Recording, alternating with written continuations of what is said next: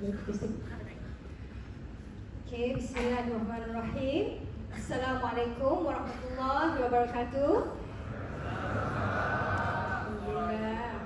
I can't really hear from the girls. Assalamualaikum warahmatullahi wabarakatuh.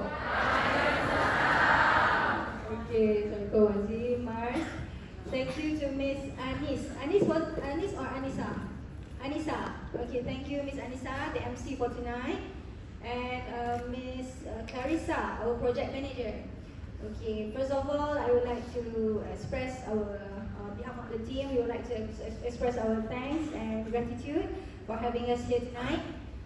Mr. Tan Cheli, Prof. Azizan, Mr. Ruslan, Mr. Fahmi, and Mr. Rama Chandra as our advisor for the program tonight. Okay, as you all know, our theme for tonight is Bicara Nationalism. Okay? And in conjunction with the Merdeka Month or the Independence Month of Malaysia, okay, I believe all of you are, not to say spirited, okay, spirited to know what we have to share tonight, okay. For me, I'm a mother of 4, okay, and my eldest son is in Form 5, okay, he's a 5th former. So, I really believe that the only, not to say the only, but the most suitable topic that we should discuss tonight is as regards to our education, okay? And the theme for this year's Hari Kebangsaan or Hari Kemerdekaan is Keluarga Malaysia Teguh Bersatu, okay? Semua tahu ke? Tahu ya, Keluarga Malaysia Teguh Bersatu. Okay, this is due to the pandemic that we all endured, okay, for almost more than 2 years ago. I mean, it's still with us, okay, the virus is still within us. Okay, can I see a show of hands? How many of you has not been invaded by the virus? Ooh, that's good. Okay, terima kasih.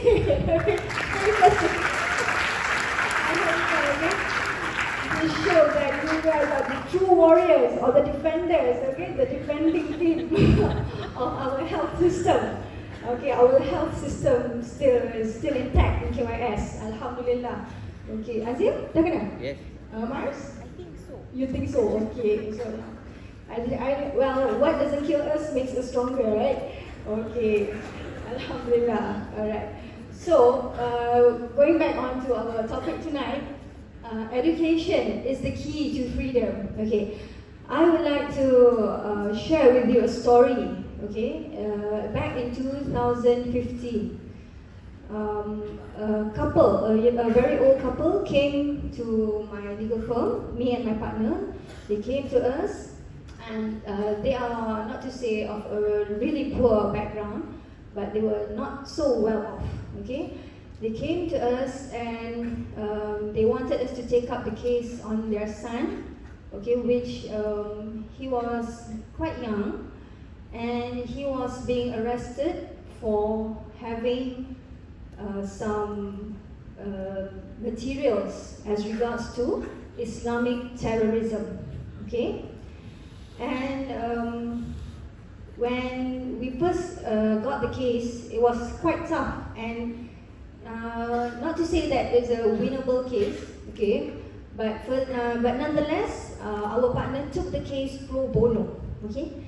When we say pro bono, does anyone know what pro bono is? Okay. Anybody? Anybody want to try what pro bono is? Okay, for free, yes. Okay, for free, or not to say totally free, but we do not fix a certain price upon our service, okay? So we were just trying our luck, okay, and we gave it a go. And in 2015, it was the first time where the section was 130 JP of the penal code. Okay, it was first established, or the section was first established in 2015 due to this case. It was a leading case. Okay, and the fact that he owned those materials was because he was just curious. Okay. He was just curious about the Islamic terrorism.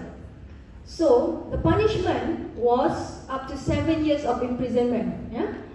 And it was a pity if he were to be in prison for 7 years, as he was still young. So the judge in that case, okay, in his ratio decidendi, or his reasoning for judgment, okay, finally gave it 1 year. Okay, it was lessened to 1 year. Nevertheless, we didn't win, but we got the punishment lessened to 1 year only out of 7 years. And the judge said that although the materials may not seem dangerous, but it was his thoughts and his freedom of thoughts that led him to having explored those materials, which might trigger something more dangerous in future as to the nation's safety. Okay, so that's why, in order for us to move on with our forum tonight, we must know that although we love to talk about freedom and liberty, but we must always stick to limitations and rules and regulations. Okay? And at the same time, the most important thing here is the education that we have, the knowledge that we seek for. Although knowledge is very freely available nowadays, due to the vast exposure in the technology that we have, but we must be guided by our education. So that is the difference between education and knowledge. Okay, when you have knowledge, you can use it either on the bad side or the good side, for good or for bad. It's all due to your education. Okay, so it's very important what type of education that we receive, the best probably, okay, whatever we can afford, but never ever have a simple mind saying that, oh, education is not important, money is more important. Okay, however, let's hear from the panelists what they have to say about our education as the key to freedom. Okay, so Azeem, I would like you to share with us, for the past few years, perhaps your educational background and perhaps your experience and how your educational background helps you to serve the nation and to get to where you are today.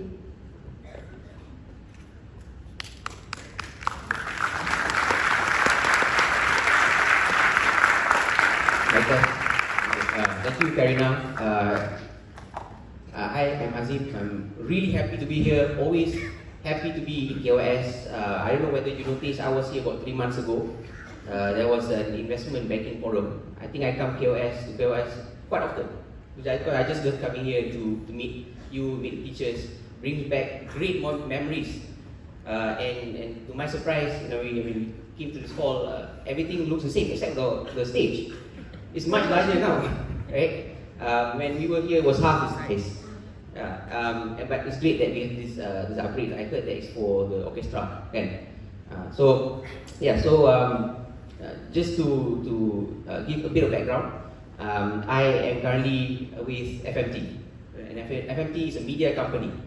And a bit of background about myself. Of course, after KOS, I went to KOUM, then I went to LSE, and then I went to work in UEM Sunrise, which is a property developer. So today I'm going to give you a perspective of knowledge gives freedom from the perspective of media, and knowledge gives freedom from my personal perspective, right? How my education has brought about freedom for myself, right? So, but before I talk about media, may I see a show of hands who reads news every day? Okay, who reads news maybe once a week? Great. So everybody here, I think, is pretty current with what's happening outside, right? If you can just shout out what was the biggest news in last week. Yeah, Najib is one. Anything else? What? SRC? LSC? LSC. Oh, LCS lah. LCS. Yeah, what is LCS? Combat ship. Littoral combat ship, right? Yeah, there's an issue about, there was governance issue that has been raised about LCS. Anything else? Apa dia? Liverpool kalah. Good. Sports. Anything else? Apa ni? Entertain. Oh, and misogynist guy. Oh, okay. Great. See, you guys, you know more than me, man. Okay, great. I'm a news guy. So yeah, good job. And I think ada juga news about I think Department of Stats revealing that I think about 72% of the respondents post SPM they have doubts about pursuing higher education, right? And I think that is the closest to what you guys are facing. You guys, anybody here don't intend to pursue higher education after SPM? Tak berani cakap. Tak berani. No worry. Yeah, but yeah, obviously they, with internet and everything, you see options, right? You see options and all that. But of course, media plays a very important role in giving you information, giving you knowledge, so that you make the best decisions, right? Maybe if it's regards to national news, then you would know certain policies, stories about certain individuals, right? So it forms perspective, it shapes your opinion, and whatever opinion you have, that will determine how you make your choices in life, right? So if you are going to rely on media, that means media has to be able to tell you as much truth as possible, right? I cannot say the truth because nobody knows the entire truth except God, right? So the role of media is to give you all perspectives possible, so that you make the best decision. And the day media fails to do that, and the day media gives you biased views or one-sided views, that's the day when you started to make wrong decisions. Or you would question media. You would think that this media is biased, or this media is hiding something, or this media is pro certain party, or this media is paid. So when you start to have that kind of skepticism, you will stop reading the media, right? Who here like to be lied to? Nobody, right? You always want to know the truth, right? So media has to be intelligent, it's got to be balanced for the sake of the nation. And if you know media, they call it the fourth estate. You know what fourth estate is? I think we probably learn in sejarah that in the government there are three main legislative, executive, judiciary, right? So these are your government. Tapi what keeps the government, these three in check? The media. That's why it's called the fourth estate. That's why the media has to be responsible, because they are responsible to you. The moment they are not responsible to you, they are pro one side or the other, that's when you start to lose trust, right? So that is why in media we got to be able to provide you knowledge, and that gives you freedom to choose. That is why in FMT we are called Free Malaysia Today. To set yourself free, because as best as we can, we try to provide intelligent reporting, so that educated people like yourself, Malaysians, will get all aspects, so that you make the best choices. Alhamdulillah, because we stick to that, FMT is now the biggest English news portal in the country. And overall, just to share with you, based on ranking, this is a ranking, industry ranking. So overall, Berita Harian seems to be number one, because they are Malay based, the Malay market, the Malay population big. But coming second is FMT. We were never in that ranking, but after we try our best to report all sides, it seems that people like that, and that's how we managed to get there, right? So, and finally, from my perspective, I studied in KOS, right? And in KOS, I was actually always an average student. I never really a top student. Sorry, Mr. Tan. Honestly, I can tell you that I sort of failed at maths many times. In Form 4, it was a disaster for me, but of course, Mr. Tan helped me a lot, coached me. Towards the end, it got better. Finally, SPM dapat A1. So, but the thing is, I always had help, right? And eventually, that result allowed me to study in LSE.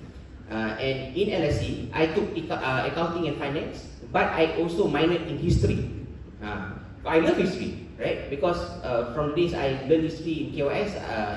I love the subject because humanities give you make you understand complex things, complex events. But one thing I noticed is this: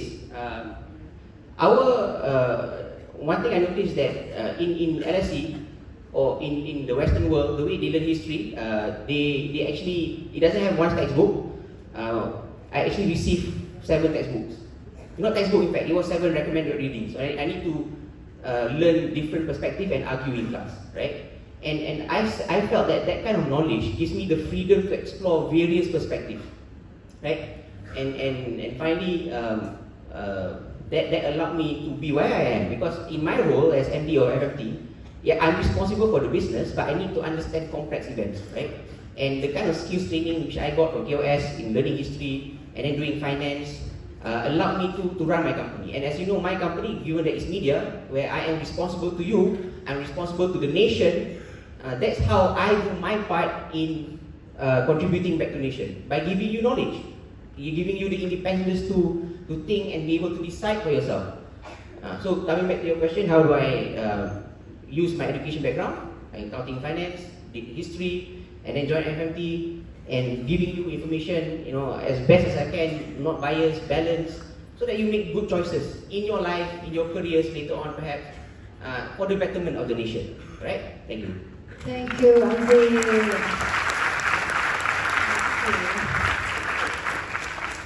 So I believe we can be rest assured that the media from now on will only serve high quality knowledge, because we know the CEO is from KYS, right? Alhamdulillah. So I'm much relieved today. Pretty much more relieved now. Okay, Alhamdulillah. And okay, actually I didn't know Mr. Shahar and Mr. KZ over there. Alhamdulillah. Okay, my beloved mathematics teacher, my KH teacher, and it's amazing how our teachers endure teaching for so many years. Mr. Tan, Mr. Rama, Cikgu Omar. I heard Cikgu Omar recently won an award, right? Alhamdulillah. Okay. I believe all KYS teachers are deserving of awards. If I could personally give, to me, the best way for me to give a reward to the teachers is by serving the nation in a good way and to bring the KYS name wherever we go, right? So from what Azeem has shared with us, actually you can see that he portrayed a sort of freedom, okay, through his education. Why do I say this? Because it's not necessary that you focus on one field and that is where you go for the rest of your life. Am I right, Mars? Okay, so moving on to our next panel. She is full of diversity. She has gone to, I don't know how many countries in the world, traveled a lot, represents Malaysia at the world stage. So I bring you Marisa. Okay, so just like what Azeem said just now, okay, I would like for you to share with us your educational background. I heard over dinner, okay, and that she's from Warwick, right? She went to Warwick. Okay, maybe some of you are eyeing on going to Warwick, so you better follow her IG and follow her back, okay, and see what she does in her life today to serve Malaysia and make Malaysia proud. Thank you so much, Khairina. That's such a that's a very generous introduction.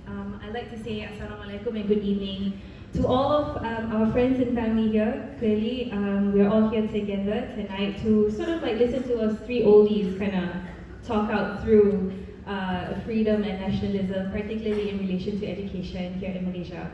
I'd like to just tag on to what Azeem said. When you have knowledge, when you have education, when you have knowledge, that is power.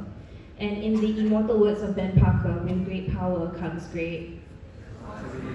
Well done, everybody. That's very good. You must always remember that. Spider-Man rocks. Okay. Now, so just to answer Khairina's question, a bit of my education background. Obviously, I am from QIS. I'm super proud to be an alumni of this esteemed establishment. After I finished with QIS, I did my A-levels in College Tunku Jaafar, and then I went to the University of Warwick in the UK. And then I finished off with my bar vocational course in London, where that was pretty much the professional papers to become a lawyer. So I am a lawyer, I am in-house, I don't practice like Khairina. Khairina is an amazing criminal lawyer here in Malaysia, so if by some chance any of you gets in trouble, please don't. You know who to go to, Khairina is always there for you. After I finished with the bar, I continued a bit with my masters in the UK, and then I moved back to Malaysia to finish off my chambering. So when I was chambering, which is trying to get clearance in Malaysia to be formally called a lawyer, I finished the last 6 months of my masters, which is my research and dissertation. Now you can see that there's a lot of flexibility when it comes to that, and I believe now in our education system now and in the general education sector globally, there's a lot of flexibility on how you want to structure your own education. Yes, you have your formal structure, you have like what you all are going through, you have your SPM, and then after that you have your tertiary education where you go into institutions like universities and colleges. But then there are also all of these other things. So there's also these things like Coursera. I'm sure a lot of you will probably know about Coursera, where you can pursue your own interests in your own time. You have the Open University, you have all of these like free online classes that you all have access to immediately at your fingers. So they're free, and you are free to pursue them, which then will give you a lot of choices when you want to move into the working sector. So you have the freedom to choose at that point, because you're already building up your expertise, you're building up your skills, you're building up your resume. And I don't want to sound like super establishment when it comes to these things, but at the end of the day, the companies in Malaysia still look at your CVs and what skills you can bring forth that you can demonstrate in that 1 or 2 pages when it comes to CV. Recently I've been reviewing CVs, it's been like 5-6 pages, don't do that. 1 or 2 pages when it comes to CVs. So that's I think one of the things that I wanted to touch about, that you have the freedom already to choose and to structure and to pursue your own interests in addition to your formal education. So katakanlah, I did law, I studied law, and I actually when I was your age, I thought by the time when I'm now at my age, I would probably be working in a law firm, and I would have my own law firm, just like Khairina, but somehow I chose a different path because I was able to choose a different path. I had the opportunity to choose a different path, and that's probably because of the skills, the additional skills that I gained in some of the syllabus, some of the subjects that I took when I was in school. So I also hope that you understand and acknowledge and also appreciate that when you study a subject, it's not just about the knowledge that you get from that subject. You are studying processes, you are studying thinking processes, and you are constantly practicing that day in, day out. I remember when I was in Form 4 with my maths teachers, my maths MS teachers. I mean, Mr. Tan, seriously, God bless you, I was failing throughout Form 4 when it came to maths. But then one day when you're doing it, it just clicks, it makes sense that what you're doing is you're eliminating possibilities, you're doing things step by step to get to your answer. That is super essential when you're studying law. So one of the things that I learned when I was about to choose my A-level subjects was, you want to do law, you have to do maths. When I've always thought that if I want to do law, I don't have to think about maths at all. But when you're at A-levels, when you're in uni, you realize that the step-by-step process, look for this is your general statement, and then you narrow it down to the answer that you're getting. That skill, that knowledge is so important. When you're studying Malay, when you're studying English, when you're studying languages in class, the topics that your teachers ask you to research helps you, makes you research what's going on currently in this world. That's when you consume things like media, when you go online, when you go on Instagram, when you even go on TikTok. All of this information, this bite-sized information, is so important, and it's just freely available to you. And because of all of this, you are able to structure your mind. Your mind becomes wider, yet you are able to structure your mind so that you are able to make good choices. You're able to make good choices for yourself and for all the people around you. So just to go back to like my education path. After I finished with the bar, after I chambered, I served my bond at the Central Bank of Malaysia. So I'm a Bakar scholar, and I was there for about 6.5 years, and there I was negotiating free trade agreements. So this is where I started to branch into a specific area of the law, which is international law, international treaties. The irony is that international law is very broad. There's really no rules to it. The rules is what people agree to. So from there, in that job, I started to learn how to get people to agree with me. These are the soft skills that you slowly build. And what I realized, skills that I've been refining from what I've learned in school. Doing this, organizing things like union nights, organizing side events, organizing additional events, this builds your soft skills. You need to work with each other. You need to negotiate with your friends. You need to convince 300 people to sit in a hall to listen to 3 people, double on. That is skill, and that's something that you're going to be using for the rest of your lives. I mean, you're not gather people for Raya point. You're going to have to try and convince both sides of the family to meet on a particular day. So it's very, very important to realize that education is not just your hard skills, not just your hard knowledge, but also your soft skills. So after I finished with the Central Bank, I moved to Jakarta, and I was working at the ASEAN Secretariat. This is when my international law, my international work expanded into a regional level. So instead of serving one country, instead of hashtag demi negara, I was doing hashtag demi ASEAN. I was serving 10 countries plus. And that became like a whole different ballgame, because to get 10 countries to agree to one thing, it requires a lot of effort. And you persevere, you continue, you meet disappointment. You're constantly disappointed, but once you get like a okay, it's a different overwhelming feeling.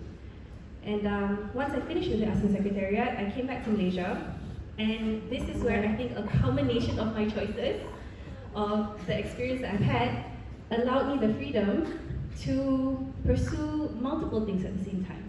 Because of my skills, because of the skills that I picked up along the way, I'm currently working as in-house counsel in a construction company, but I'm also managing the Arise Plus Malaysia project, which is a capacity development project under one of the UN agencies here in Malaysia. And at the same time, I'm doing a couple of things in relation to waste management, where I'm trying to shut down landfills. That's great. Yeah. It's really close to me. Yeah, so it gives you the freedom to do it. So that's what I do. Yeah, thank you. Thank you. So, from what Mars shared with us, you can see that education is a set of skills, okay? It's not just the knowledge that we learn, the ABCs and the 1, 2, 3s, okay? But it's the skills that you acquire during your school days, your uni days, and your working days.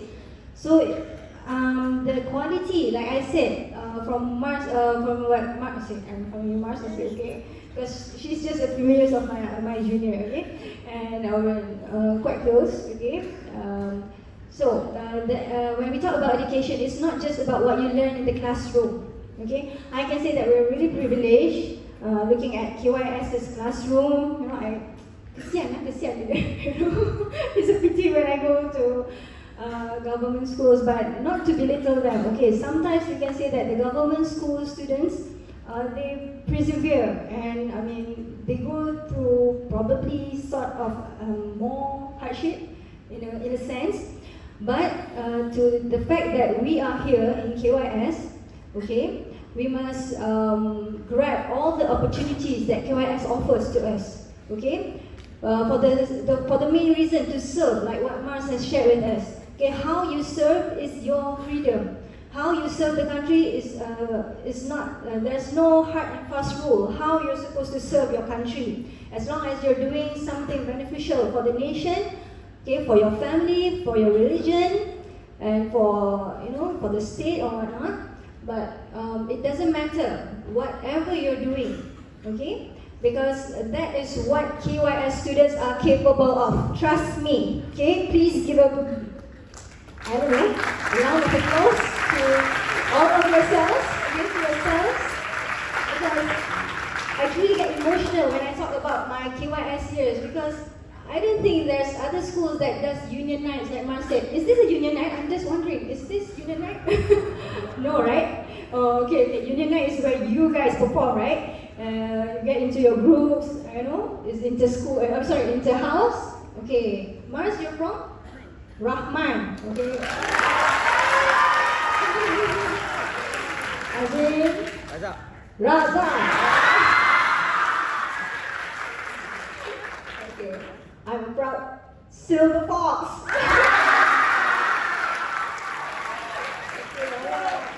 Sorry lah, tidur lah nak dengar cheer. Ada boleh cheer ke sikit? Cheer kan cheer? Okay, bring it on, Rahman dulu. Come on. Lambat kita tukar. Alamak, takkan tak ready kot. Mars, your favourite cheer? Okay, jangan. Hai Rahman, macam mana ni? Rahman.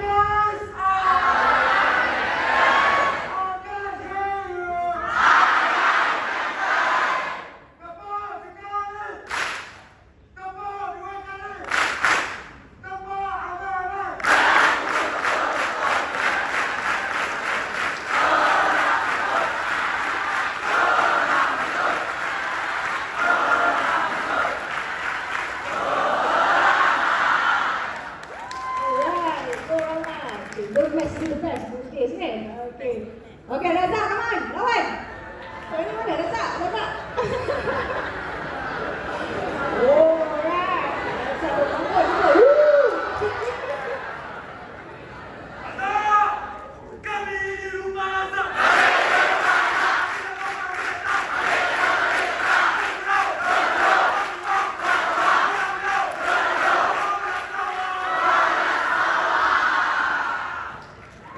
Okay, come on.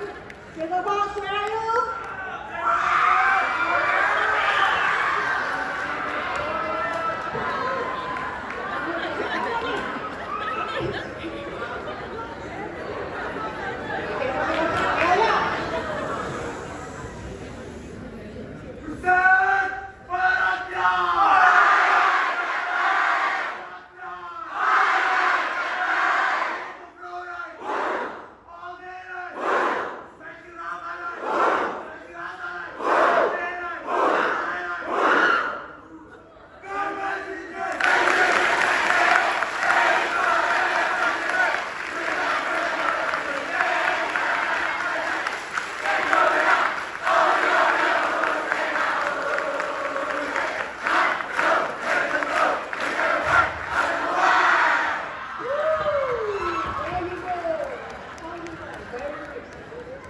Are you sure tadi tu semua Husseinian je? Macam satu sekolah je orang. Okay. Alright, see? Alright, that gives me goosebumps. Okay. Mars? Kan? Goosebumps kan? Alhamdulillah. Alright. Thank you so much for, reminiscing, bringing us to the old days. Okay, should we move on to the second round? Alright. Alhamdulillah. Okay, as we know, usually during assemblies, school assemblies, okay, we sing the national anthem. Am I right? Okay. So when we sing the national anthem, we're supposed to sit straight. Stand up straight and still. Okay. And the KYS song. Okay, our KYS song. Is it true that I'm told that nowadays they don't do the great heights with the arm raised? No. Oh, okay. Back in our days, we are saying great heights. Macam tu. It's a side sikit, it's an assembly. Okay. Maybe we can consider bringing that back. I don't know. It's just my personal opinion. Okay. Because it gives brings a different aura to our school song, right? Okay, so Azeem, do you think is it enough for just singing the national anthem? By singing the national anthem, is it safe to say that that is one of the ways indeed to instill nationalism within us? Okay, but perhaps there are many other ways that we can come up with, maybe, or it's already in the system nowadays. Okay. So the question is whether our education system teaches us patriotism, right? I would say that our education system, when you talk about patriotism, it's still a work in progress in instilling real patriotism. I'll tell you why. When you talk about subjects in school that teaches patriotism, I think you will talk about sejarah and you talk about bahasa Melayu, BM, right? And I was a history student and I love history because of the way it was being taught in QRF. Now, I don't know during your time, but during my time, the person who's the best to memorize a textbook will get your 100%, okay, or 90%.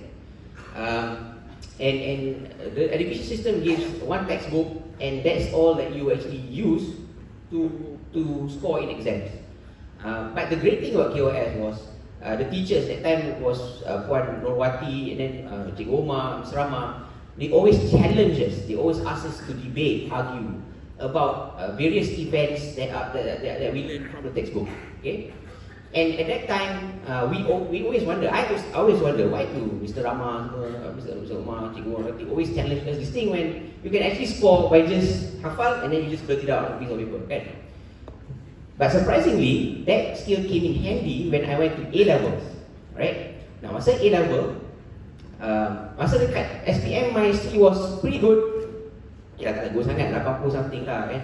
I kan cakap middle student, sometimes kat bawah pun ada kadang-kadang. But when I went to A-level, I took history and I had to take Cold War history, right? And when I jawab history, A-level history, I was shocked that I was given 7 books. Okay, and my cikgu, Mak Sarah kata, these are recommended readings.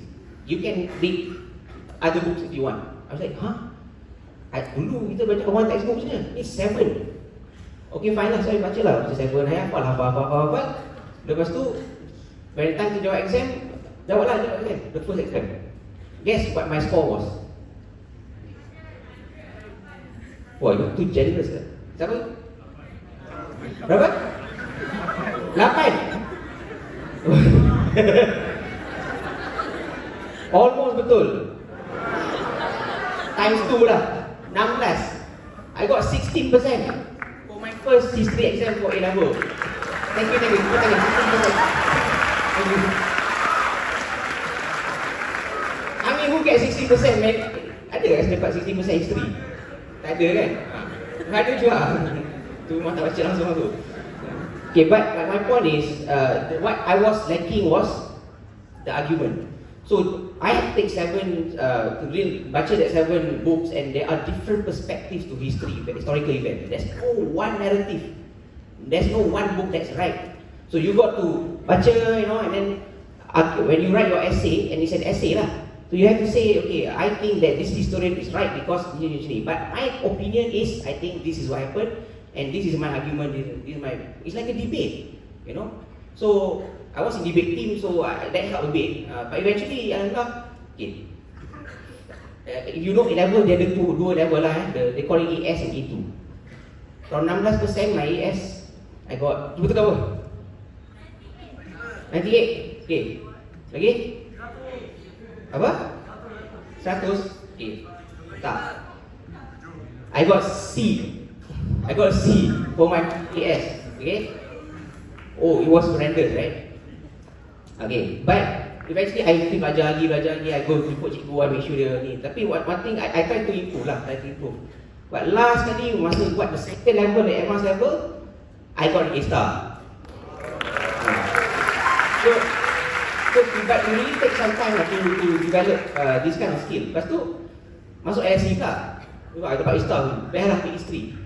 So I took I took history again. I took Cold War history. I dapat again I failed. You know, that is another level. And one thing very interesting was that when you talk about kemerdekaan, you talk about communism, kan, komunis Chimpeng, betul kan? And I think when you learn sejarah, you belajar Chimpeng tu jahat, komunis jahat, betul tak? Komunis jahat kan? Botak Chin, komunis bintang 3, komunis jahat. Okay? But do you know that when I studied Cold War history, I learned that communism is just an ideology. You know, and Chimpeng ni is a historical figure that champions communism in Malaysia, and he had an insurgency. But they had to separate it. Communism is an ideology, it is a more economic system. Siapa kat sini ekonomi? Ramai. You know perancangan pusat, right? That is communism lah. You know, where you control the resources, you bagi semua sama rata, right? Then you have Chimpeng. But Chimpeng ni, dia punya character was, he's a bit of a rebel and he massacred people.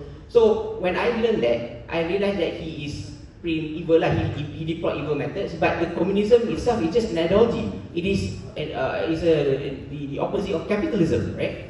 So, but in Malaysia, do you know that if you want to learn communism, you got to ask permission from special branch. Do you know what special branch is?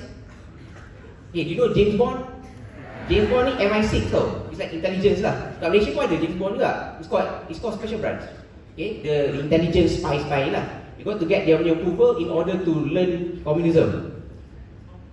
But you cannot simply just get the communist book in this country lah. But in LSE, there's like 3 racks of communist books on communism. 3 racks, and my teacher cakap, Azeem, you can go and read all of the, find the books from here.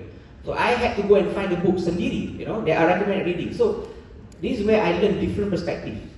And this is where I see the benefit of apa Cikgu Omar, Cikgu Mati, Mr. Rahmat ajar tu, where you challenge, you discuss, and it helps. And once you know history, then you know the truth. I mean, I won't say the truth, but you come closer to the truth, and that's when you started to appreciate kemerdekaan, because you know history better, right?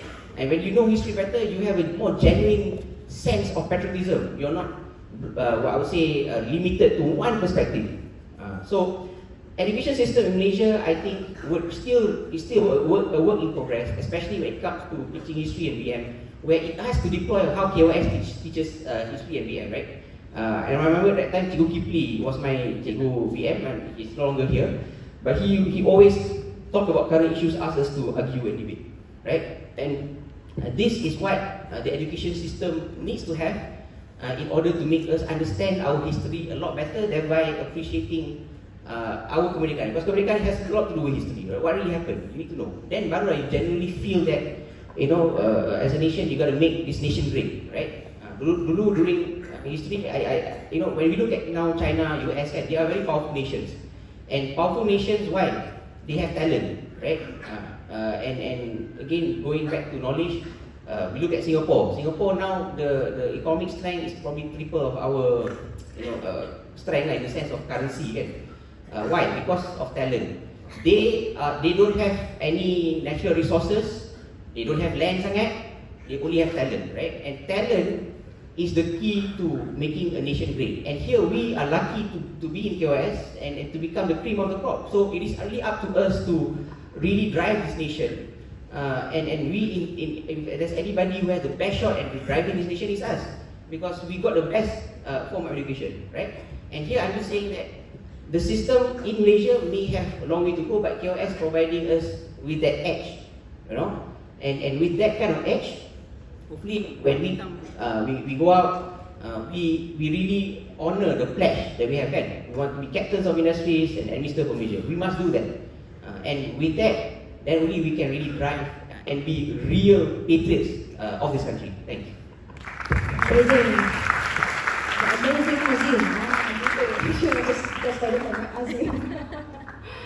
Thank you, Azeem. So we can see that the importance of indulging ourselves with knowledge of history, okay, will actually help us to appreciate more, okay, the battles fought by our forefathers. Okay, and like what Azeem said, when we learn history in KYS, I have to admit, I don't really like to read. Okay? I'm not really the reading person, because I'm more of the, you know, okay. But Mr. Rama actually taught us how to structurize our history learning, you know. There was a system, and I don't know how to describe the system, perhaps all of you know, but whereby I try to pass down the system to my children. But in order to appreciate something, you must read, and as we know, reading is the first revelation, right? Iqra, okay? So now with the gadgets that we have, okay, I hope you read through your gadgets, but okay, it doesn't mean that you don't have to go to the hard copy books. Okay, we have a resource center, a very good resource center in QS, right? How many of you likes to lepak in the resource center? Come on, you see? Ya, tak apa, lepak dalam resource center pun dah dapat pahala dah, ya. Niat tu dah ada, dah nampak, ya. Jadi make sure ya, study, ya. Buat homework apa semua kan, okay, in your resource center. Okay, so Mars, is it necessary for us to, you know, feel appreciative of what you call the nation's history background? Like we say, okay, of course it's important, but to what extent? And because we can say that it's not the same nowadays, we don't have to go to the battlefield. So where is our battlefield today? Can you share with us? Do you have a glimpse of that from your experience? Well, Khairina, that is a very heavy question. Is it? Yes, it's a very heavy question. I think one of the things that we also need to appreciate that times change. It's difficult for maybe people of our generation to appreciate what actually happened before 1957. We may not be able to directly appreciate the hardship that our parents, our grandparents went through, and we may not even have the ability to fully appreciate the hardship that our parents went through because they lived through the Industrial Revolution. At that point, the Industrial Revolution in the 70s, the 80s, that's when Malaysia was really trying to get herself up and try and move and be a leader in the industrial world. Right now, we are at this point where we are looking at information that's just immediately at your fingers. And our struggle would be very different from what our parents, our grandparents, our forefathers had to go through. I like to just repeat what Azeem and Khairina said. Teachers here in KYS, they clearly make a difference, or they make you real. At least when I was in classes here, at least I realized that the teachers actively tried to make a difference. That there's a way of teaching on how to pass your exams, how to do well in your exams. But there's also, if you notice, there's a secondary layer of teaching you how to think and teaching you how to realize and notice the things that's going on around you. And that is probably the key right now to being a patriotic Malaysian. The issues that we face, very different. The issues that you are going to be facing is going to be very different. One of the things that we're facing right now, at least the millennials, we're all millennials, right? Yeah, all right. The things that the millennials are facing right now in trying to help, because most of our children are Generation Alpha, we are worried about inflation. We are worried about opportunities. By the time Gen Z, by the time you guys enter the workforce, you're going to have a whole different set of problems to work on, and one of them is going to be climate change. So one of the things that maybe I think in trying to get the spirit of nationalism within yourself, of patriotism and helping and serving the nation, is to realize the issues that's going on around you. I'm not sure whether you know this, but teachers actually do get you to think and get you to discuss and realize and try in a way to solve the problems that you are currently facing and that you're going to be facing later on. The subject matters that you talk about, those are things that make you care. You might not immediately care for the impact of this particular issue to Malaysia in general, as a whole. But if you care about this particular issue because it's happening to another Malaysian, it's happening to another friend, it's happening to another family member, somebody you know, an acquaintance, that's already enough to instill a sense of patriotism, because one thing that you do to help one person will be able to help and trickle that effect to other people. And don't underestimate the things that you all can do. One small thing can really change a lot of things. It's the butterfly effect. So if I were to say something about how to instill patriotism, instill nationalism within yourself, and to generally be a good human being, is to notice the things that's going on around you. Notice the things that may not seem right. Notice the things that may not seem fair, and things that seem to be a bit out of place that makes other people uncomfortable. And try to solve that. When you solve that one thing, you might be solving problems for a lot more, so many other people. Thank you.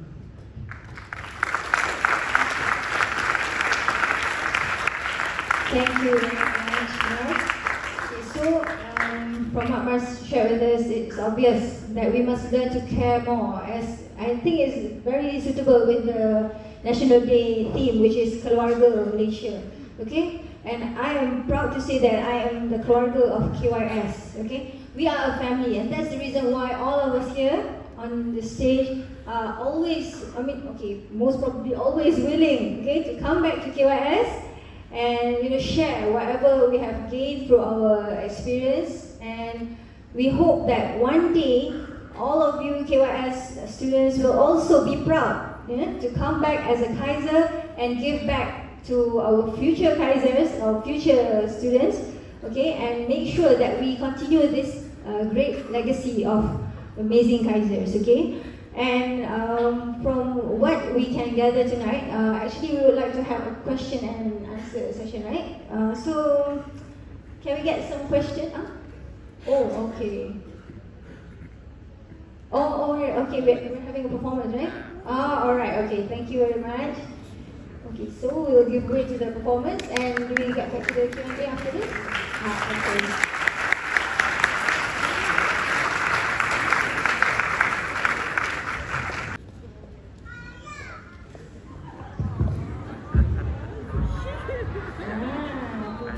Okay. Okay, future Kaiser perhaps. Alhamdulillah. Okay, now we move on to our next, closing session, but we would love to, answer your questions and share some thoughts. Okay, who has questions, perhaps? Oh, okay, that's good. Proceed. Hello. Hi, I'm Umar. You may know me as the pembaca doa. Okay, so this is actually something that was touched upon by Mr. Azeem, about nationalism and patriotism. There are cases in which the idea of nationalism in schools are ones that are propaganda-like, guised as nationalism. And just to give an example, for example, how England probably thinks of Malay pahlawans as like villains, or for example, I think Republic of China breeds children to salute Mao Zedong except for despite like his genocides. So because of this, there were several times in which, for example, in Germany, where the children were bred to hate Jews, and therefore it led to the murdering of so many people, 6 million people, and they still they thought that they were right. And so, where do you draw the line between that and nationalism? Thank you, Ma. Very good question. I love the question. Good job. Very simple. Get different perspectives. Okay? What you read, always have a critical mind. I'm quite amazed that you raised several points in history. You talk about Hitler, right? You talk about Mao Zedong.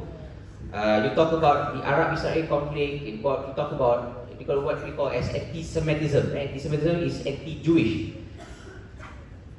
And you said that nationalism is being inculcated through propaganda. This is exactly why we need to have the discussion, right? It is true that you can have nationalism, but you can achieve it in two ways. The first is it happens because of propaganda. The other is if you know as much truth as possible. Truth. Okay? So, of course, which one would you prefer? You want to have patriotism through propaganda or truth? Of course, you choose truth any day, right? So, I'm not going to pinpoint exactly which part in textbook which I consider propaganda, right? Because I would say whatever that you read in this textbook, what I can definitely say it is one perspective. It is perspective which was given to you. But now because of the internet, you guys are all on social media. Go ahead and find out a counter argument, right? And see whether you feel that whatever that's being told to you in the textbook is something that you agree or you can find a different perspective, right? And it is true when you talk about nationalism in the context of Hitler. So Hitler has that book, right? It's called the Red Book, Mein Kampf, right? Mein Kampf is a book about Hitler's ideology, and they force youngsters to read Mein Kampf and thereby subscribing to the Nazi ideals, right? To salute Hitler like that, right? See Heil, and then you know, see Heil, right? Mao Zedong as well, to spread communism. They have their own, they call it cult personality. They put the pictures of their leaders in big bantes around the city and create a sort of camps for the people, right? Yeah, but gone with this, because now you have access to internet. For as long as the internet is open here in Malaysia, you are free to access various sources, right? And when you speak about Arab-Israeli conflict, yes, in Malaysia there is a perspective of very pro-Palestinian opinion, anti-Jewish opinion as well. But I can say when I was in LSE, when I was reading history, there are many other aspects that you got to take into consideration when it comes to call it Israel politics. And for your information, I don't know whether you all watch Netflix. Do you have Netflix? Who watch Netflix? Okay, so everybody watch Netflix. There's one documentary. Robert. Hello.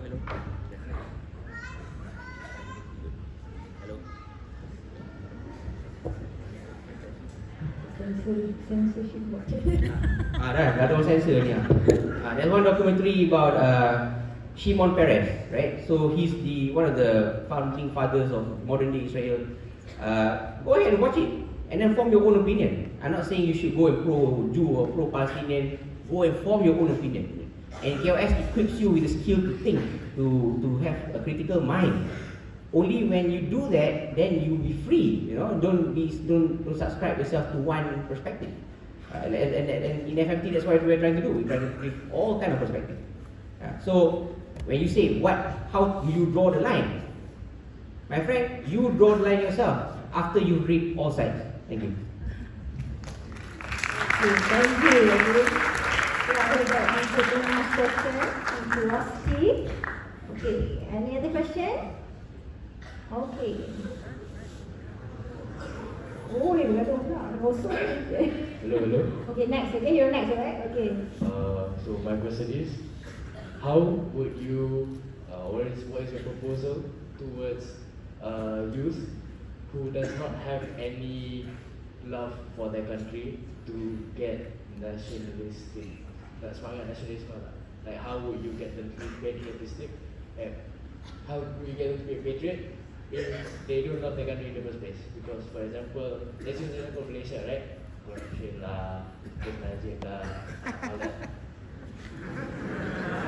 Banyak lah dia. Okay, Mars, would you like to speak? You use the mic. Okay.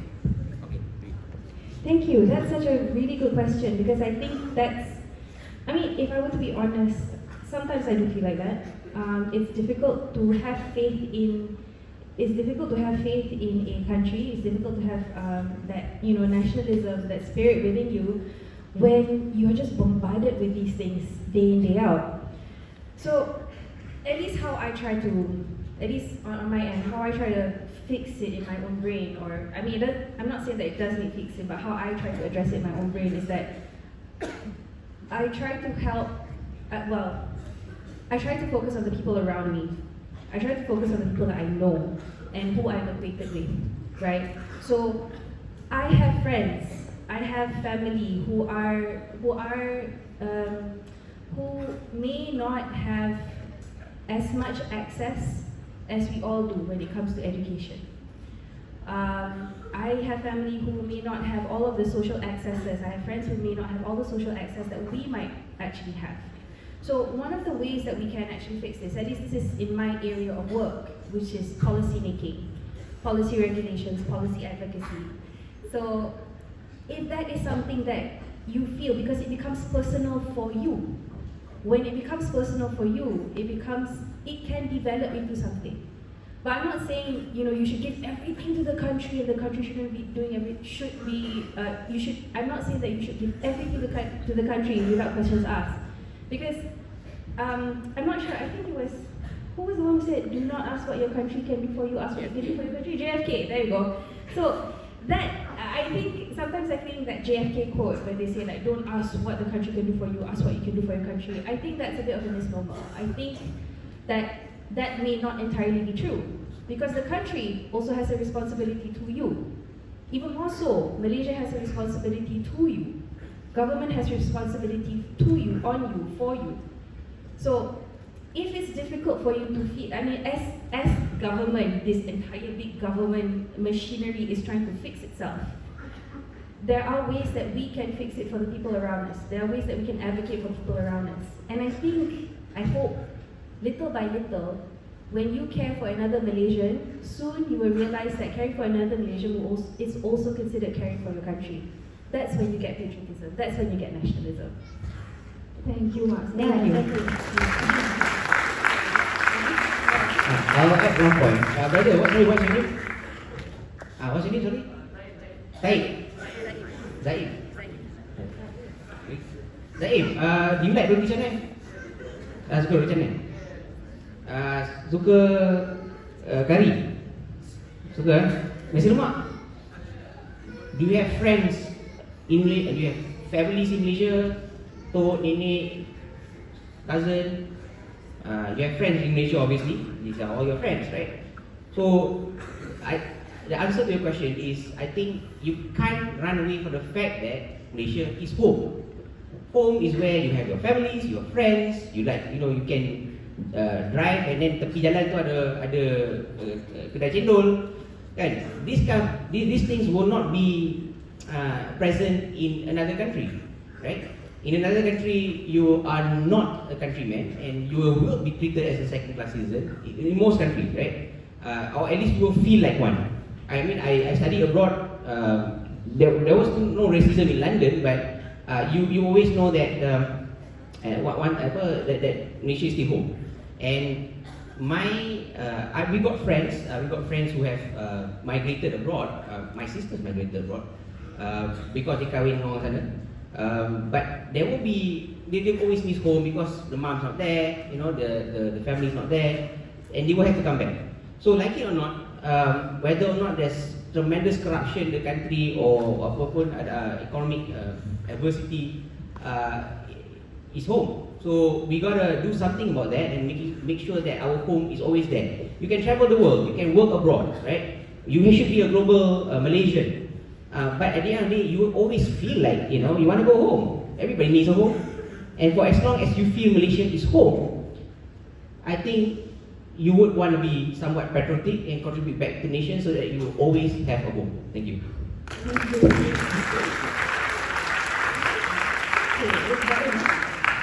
I would like to share my personal experience, okay?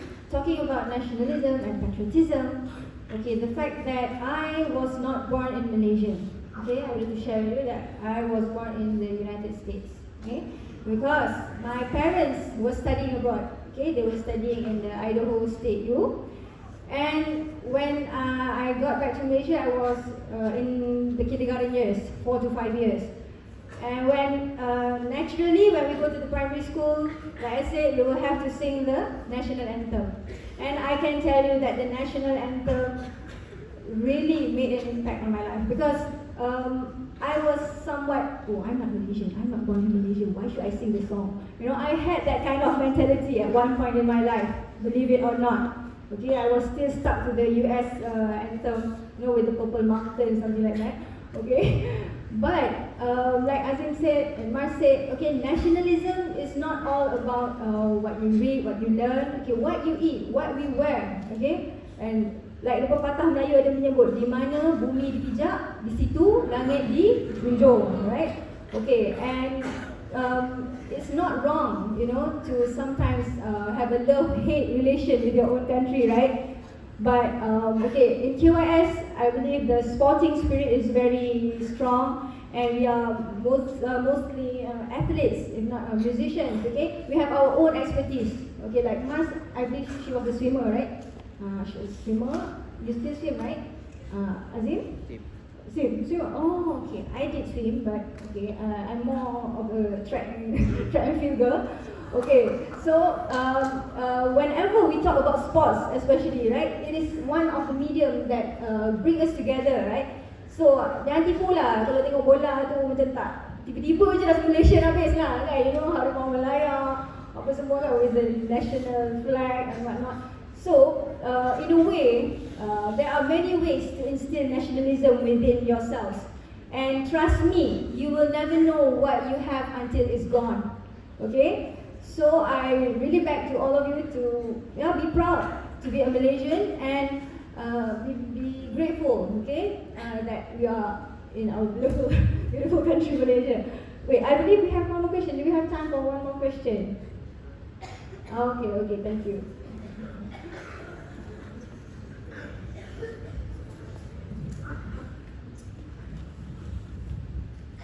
Hi, my name is Khairina and I'm in Form 4. So I have a question for you.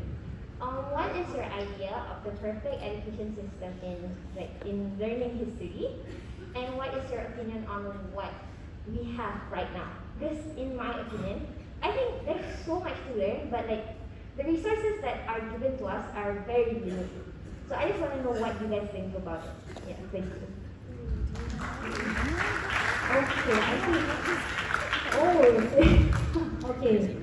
Okay, to be honest, I have once asked during the Teachers' Day celebration, I don't remember which year, okay? I asked to the floor to the students, and I will ask again today, now. How many of you here have the deepest ambition to become a teacher? Please raise your hands. Alhamdulillah. Please give them a round of applause. Okay. The reason why I asked this question, and I asked again this question, is because being a teacher, an educator is no joke. Okay? Be it any other occupation, but being a teacher is where you constantly deal with students and issues and problems from the very lowest level. So my true ambition is to become a teacher. And okay, due to my mom's advocacy skills, she encouraged me to take up law. However, the rebellion in me, okay, was telling myself, okay, I will study law for the sake of studying and for the sake of, we have to pursue a degree in whatever field, okay, but after applications, and I managed to go into the School of Law. But the moment I finished my SPM, I actually went looking for a tutoring job at schools. Okay, so naturally I went back to my old school and I took up what we call Guru Sandaran. Guru Sandaran. Okay, so the education system back then was not as what we call complex as today. Whereby those days, yes, even my sister, she thought being a teacher is just collecting the urine. She wanted to become teacher because she wanted to collect the urine from the students. Okay, but nowadays we don't do that, right? We don't see students paying urine to teacher. And I really love teaching. Okay, so what I did was I went to become a Guru Sandaran, and then when I got into the university, I did part-time jobs, I went tutoring, okay, and I got married early, okay? This part you can reserve, okay? I got married in my first year, okay? First year going on to second year in my university with my classmate, okay? I told him I don't want to, have masa lah, nak buang masa kan? Okay, if you don't want to get married, then we don't have to be friends. That's what I told my husband. Okay, so he agreed. Okay, so he agreed. Okay. Yes, Alhamdulillah, jodoh kepanjangan, and I've been married for 18 years. Okay. Okay, but my point is the education system, okay, in the country allows you, okay, to do whatever you want and to be whoever you want to be. Actually, okay, the system is there to guide, okay, to guide the teachers, to guide the students. Okay, this is what you're supposed to do, and the resources nowadays is vast, okay, and sometimes you get overwhelmed. Is it right? Razeek, yeah, you get overwhelmed. Tapi banyaknya nak kena belajar, kan? I mean, like, you know, and then the time limitation. Okay, nowadays the time flies so fast, and we're already at the end of August. Okay, 2022. So that's where time is the essence. Okay, never waste time on ridiculous things, or appreciate your time, value your time, rather than us, commenting on how the education should be. Okay. Yeah, it's not wrong to do that, but at this level, at a student level like us, okay, like all of you, it's important for you to focus your time, okay, to learn how to manage your time, and I think KYS is a very conducive place to learn how to manage your time, right? It's full of activities, and you don't have time to, sit back and simply waste one day watching TV, not going to school, something like that, okay? But in a way, when you step out of KYS, okay, that is where you are totally independent, okay? No more wardens, no more teachers to nag at you, to remind you of things. You are on your own. So that is where, okay, when we say education is the key to freedom, okay, it means that you must be responsible, okay, for your own time, for your own education, okay, but with guidance, okay, from the elderlies and from the surrounding that you have, okay, not to simply fall into the wrong path, okay. So perhaps Marisa, something else to say? I do. Look, when it comes to education systems, there's no one perfect education system. We can probably argue that maybe the Scandinavian way of schooling and the Scandinavian way of education might be one of the most enviable and one of the most that we want to emulate in the world because of how they structure their systems. But really, there's no one perfect education system. As you plan your own education, and I believe that even at any age you are now, because of your access to information, because information is really just in your hand because of your phones, because of your access to education, anything, you can design your own learning path. So one of the things that I like to remind at least my little cousins is that your education path is what you make of it. You can go off studying overseas, but if you don't figure out a way, or if you don't figure out a way how to make good use of what you've learned, then if you just keep it to yourself, if you just if you don't do anything good with it, was that really a good education to begin with? Compared to somebody, I'm not saying either one is good or bad. I think there's this perception that the Malaysian education system is not good. That if you study in the country, it's not great. Everybody should aspire to go overseas for their tertiary education. Not necessarily true. If you are studying in Malaysia, you have so much access to what's going to help you when you start working. A very clear example for me was when I came back, when I started to do my rounds at court, I mentored with my peers who went to UIA, who went to UITM, because they had access to the court system earlier than I did. So that's the advantage of being wherever you are. How you study, the education system that you are part of, or wherever you end up studying, or how you end up studying, it's really what you make of it. If you're taking a simpler course, I don't really think there's a simpler course anywhere. But if you take something that's not so book heavy, it means you have time to study a lot of other things to supplement whatever you're learning in class. If you're learning things that are book heavy, like architecture, like engineering, maybe that's something, maybe those are the skills that you need to pursue a particular type of occupation when you move forward in life. So I think, in addition to what Khairina said, it is really important to remember, make good of the opportunities that you have wherever you are. There is always access. even more so now.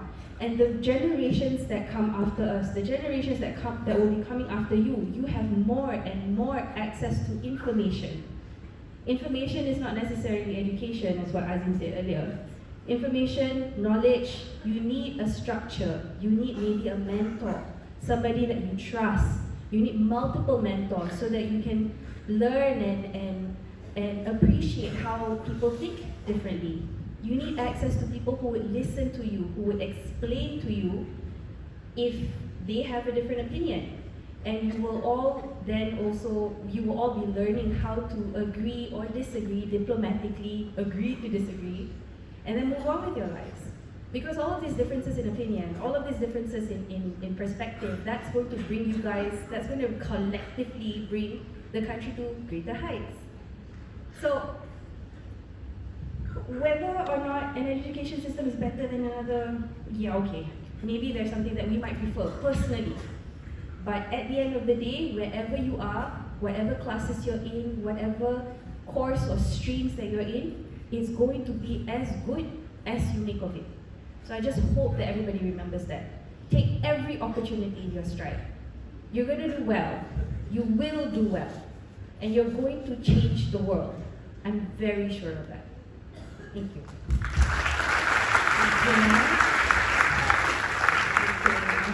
I think we have come to the end of the session. Okay, and actually, the short cerita tadi cerita dah habis pun kan? Okay, just if you all notice that I'm also a Quranic tutor, okay? Ajar mengaji lah orang kata, okay? So I actually took sijil untuk mengajar tauliah, okay? For Selangor State, and that's where I also indulge in teaching every day. And I divide my time between cases, and I make myself flexible in terms of my routine, and that's also a form of freedom, okay? It doesn't mean that you have to do one thing at a time, okay? But it's also diversing yourself into whatever you have to do and whatever you wish to do. Feel free to explore, okay? Whatever field in this world, as long as you go through the right path, okay? And not go astray. Right? So, I think that's all from us. Any last words, Azeem? Perhaps? Free your mind. Thank you.